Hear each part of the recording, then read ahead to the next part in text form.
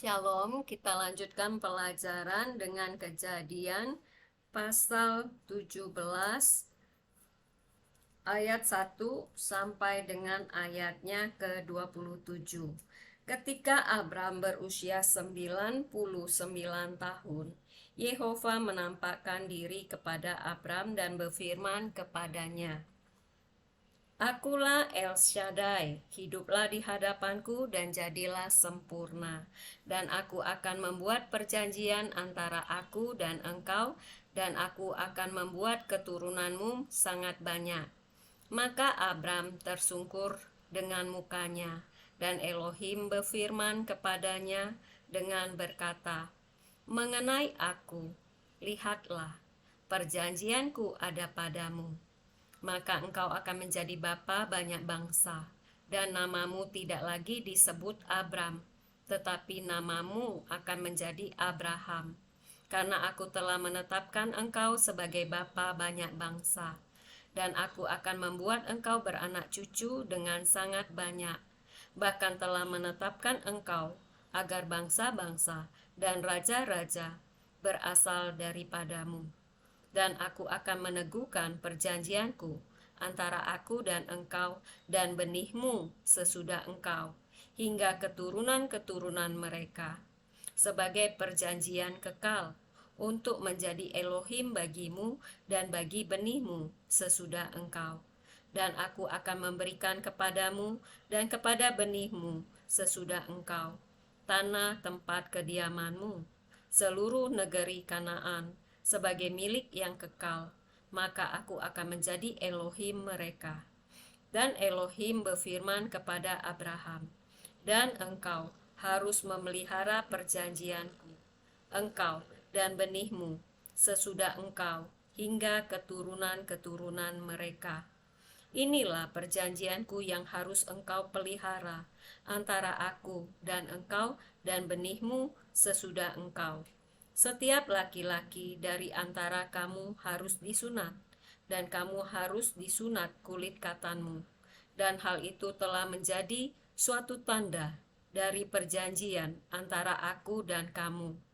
Dan seorang anak laki-laki berumur 8 hari haruslah disunat olehmu, yaitu setiap laki-laki dalam generasimu yang lahir di rumah, atau yang dibeli dengan uang dari semua bani lain, yang ia bukan dari benihmu. Ia yang lahir di rumahmu dan dia yang dibeli dengan uang harus disunat. Dan perjanjianku akan ada di dalam dagingmu sebagai perjanjian yang kekal.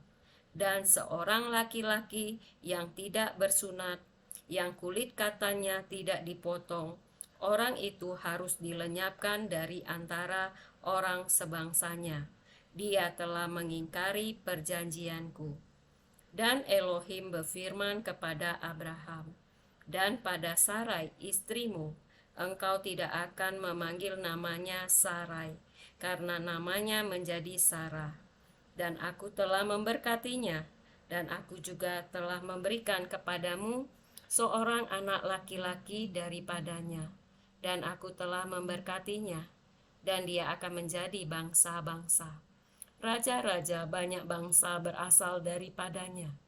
Dan Abraham bersujud dan tertawa, serta berkata dalam hatinya, apakah seseorang akan dilahirkan bagi dia yang telah berusia 100 tahun? Dan apakah Sarah yang telah berusia 90 tahun itu akan melahirkan? Lalu Abraham berkata kepada Elohim, biarlah Ismail diperkenankan hidup di hadapanmu. Namun Elohim berfirman, Sarah istrimu pasti akan melahirkan anak laki-laki bagimu, dan engkau harus memanggil namanya Ishak. Dan aku akan meneguhkan perjanjianku dengannya, sebagai perjanjian yang kekal bagi benihnya sesudah dia. Dan mengenai Ismail, aku telah mendengarkan engkau. Lihatlah, aku telah memberkatinya, dan aku akan membuatnya beranak cucu, dan membuatnya sangat banyak. Ia akan melahirkan 12 raja, dan aku telah membuatnya menjadi bangsa yang besar. Tetapi perjanjianku, aku membangunnya dengan Ishak. yang akan Sarah lahirkan bagimu tahun depan pada waktu seperti ini."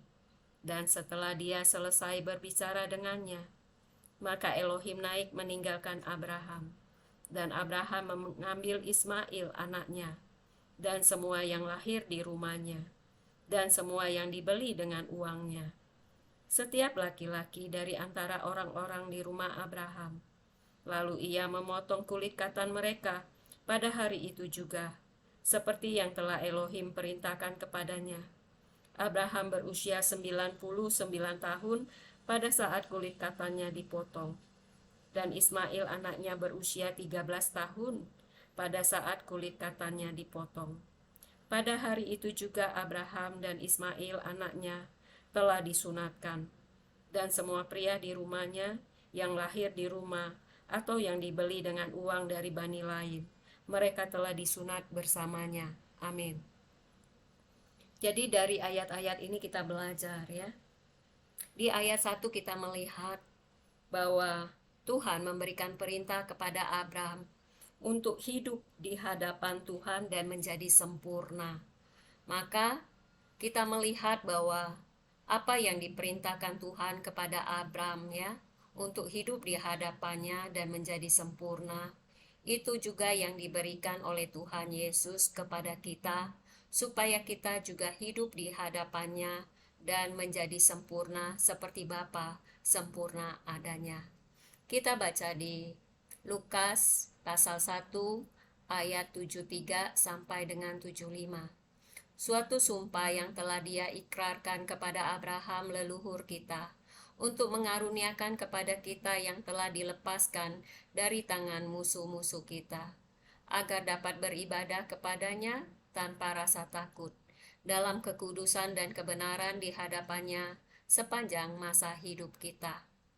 Jadi dari ayat ini kita belajar bagaimana kita pun harus hidup di hadapan Tuhan, hidup tanpa rasa takut, dan hidup dalam kekudusan dan kebenaran di hadapannya sepanjang masa hidup kita di muka bumi ini ya. Nah, kemudian untuk menjadi sempurna kita baca di Matius pasal 5 ayat 48.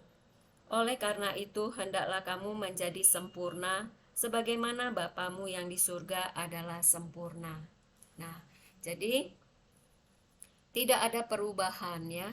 Apa yang Tuhan perintahkan kepada Abraham, itu juga yang dia perintahkan kepada kita sebagai orang yang percaya kepada Tuhan Yesus. Kemudian kita belajar bagaimana Elohim mengikat perjanjian dengan Abraham ya. Kita lihat Abraham dipanggil keluar dari Ur Kasdim 24 tahun yang lalu, dan perjanjian itu barulah diteguhkan ya 24 tahun kemudian. Jadi selama 24 tahun itu Abraham sudah beberapa kali mendengarkan firman Tuhan yang menjanjikan kepada dia ya keturunan dan juga tanah Kanaan. Tapi ya pada ayat ini Elohim mengikat perjanjian dengan Abraham, dan itu diteguhkan dengan darah. Jadi perjanjian itu harus diteguhkan dengan darah ya. Nah, kita melihat darahnya adalah dari pihak manusia, dari pihak Abraham dan keturunannya, yaitu dengan disunat ya. Ketika disunatkan ada darah. Nah, itulah yang menguatkan perjanjian Elohim dengan Abraham dan keturunannya. Nah, kita sebagai orang yang percaya kepada Tuhan Yesus, kita juga mengikat perjanjian baru dengan Tuhan Yesus. Dan perjanjian kita dikuatkan oleh darah Kristus ya. Itulah sebabnya Tuhan harus menjadi manusia, karena manusia yang memiliki darah ya. Jadi kita bersyukur ya, Tuhan ya memberikan darahnya kepada kita untuk memperkuat perjanjiannya kepada kita, ya. Jadi perjanjian yang kita ikat dengan Tuhan Yesus itu lebih kuat daripada perjanjian Elohim dengan Abraham, ya. Karena kalau perjanjian dengan Abraham dengan darah Abraham, tetapi di sini kita mengikat perjanjian dengan Tuhan Yesus dengan darah Tuhan Yesus sendiri, ya. Lebih kuat perjanjian itu. Nah, lalu kita baca di 2 Korintus pasalnya yang ketiga ayat ke-5. Bukan karena dari diri kami sendiri kami mampu memperhitungkan sesuatu sebagaimana dari diri kami sendiri, tetapi kemampuan kami itu dari Elohim, yang juga telah memampukan kami sebagai para pelayan perjanjian baru. Bukan tentang tulisan, melainkan tentang roh. Karena tulisan mematikan, tetapi roh menghidupkan. Jadi, perjanjian baru yang kita ikat dengan Tuhan Yesus itu adalah perjanjian dalam roh, ya. Sedangkan perjanjian Elohim dengan Abraham adalah perjanjian dalam daging. Ya, beda. Jadi kita sebagai orang yang percaya kepada Tuhan Yesus, kita harus mematikan daging, ya, dan kita harus hidup dipimpin oleh Roh Kudus, hidup menurut Roh, ya. Makanya mengapa kita harus dilahirkan dari air dan Roh, ya. Supaya kita dilahirkan dari Roh, kita harus minta kepada Tuhan Yesus, ya, untuk membaptis kita dengan Roh Kudus. Maka dengan demikian, ya, dengan adanya Roh Kudus yang diberikan oleh Tuhan Yesus di dalam tubuh kita, kita harus belajar firman Tuhan. Karena firman Tuhan yang diajarkan oleh Roh Kudus itu akan menguduskan tubuh dan kehidupan kita, sehingga kita hidup di hadapan Tuhan sepanjang masa hidup kita, ya. Jadi dari firman Tuhan ini kita belajar, ya, manusia itu tidak bisa menyelamatkan dirinya sendiri, ya, karena kita butuh Tuhan Yesus, ya, supaya kita memiliki perjanjian yang kuat dengan Tuhan, ya. Nah, kemudian Tuhan Yesus akan membaptis kita dengan Roh Kudus, supaya Roh Kudus mengajarkan kita tentang perintah-perintah Elohim, dan kita harus memelihara perintah-perintah itu dengan melakukannya di hari-hari kehidupan kita, ya. Maka dengan demikian kita akan dibenarkan, dikuduskan oleh perintah-perintah Elohim, ya.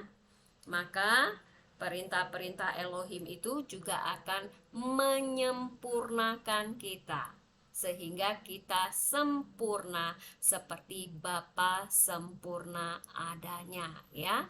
Dan role model kita adalah Tuhan Yesus, karena Tuhan Yesus itu adalah gambar Elohim, ya. Ketika kita disempurnakan oleh firman Elohim, kita akan menjadi seperti Tuhan Yesus, ya, seperti itu.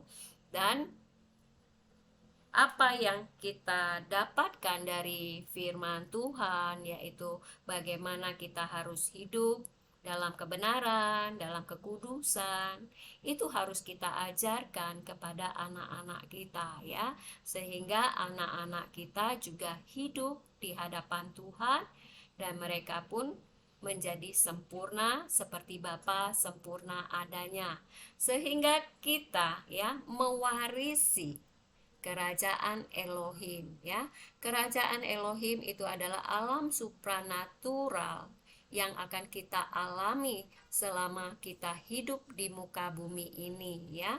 Selain itu kita juga akan mewarisi janji Tuhan, yaitu langit baru, bumi baru ya. Maka dengan demikian kita selama hidup di bumi ini, mari kita memandang pada janji-janji Elohim ya. Karena hidup kita di muka bumi ini ya, saya suka sekali dengan peribahasa ya, bahwa kehidupan kita di muka bumi ini seperti setetes air yang diteteskan ke air laut.